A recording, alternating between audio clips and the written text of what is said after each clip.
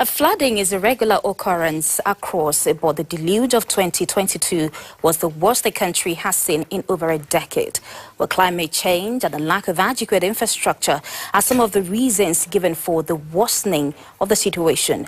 Of Water Resources, Professor Joseph Youssef, spoke of the urgent need to mitigate the impact of flood on communities across the country. The minister warned that at least 148 local government areas in 31 states, all in the high flood risk areas.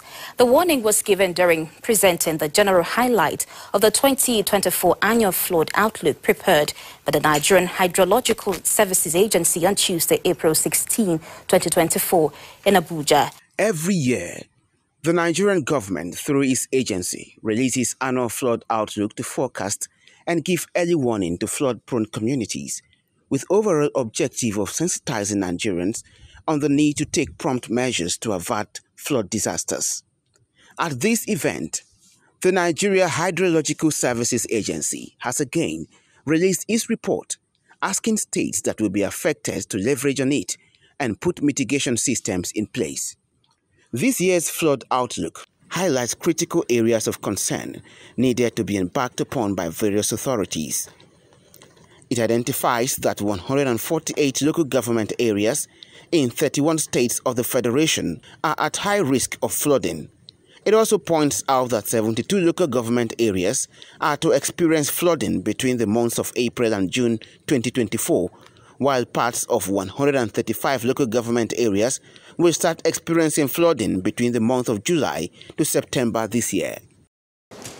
The high flood risk states are Adamawa, Akwa Ibom, Anambra, Bauchi, Bayelsa, Benue, Borno, Cross River, Delta, Ebonyi, Edo, Imo, Jigawa, Kaduna, Kano, Katsina, Kebbi, Kogi, Kwara, Lagos, Nasarawa, Niger, Ogun, Ondo, Osun, Oyo, Plateau, Rivers, Sokoto, Taraba, and Yobe State.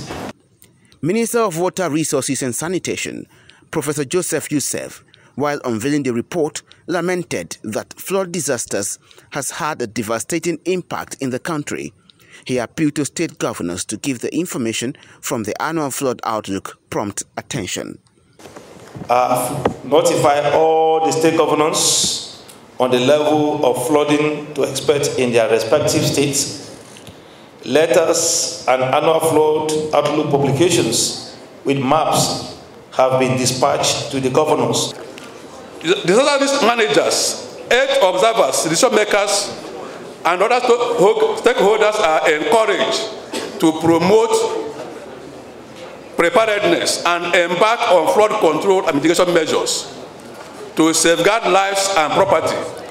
The report also recommends robust implementation of early warning alert, proactive evacuation and response efforts, provision of flood defense, drainage systems, and massive sensitization of local communities.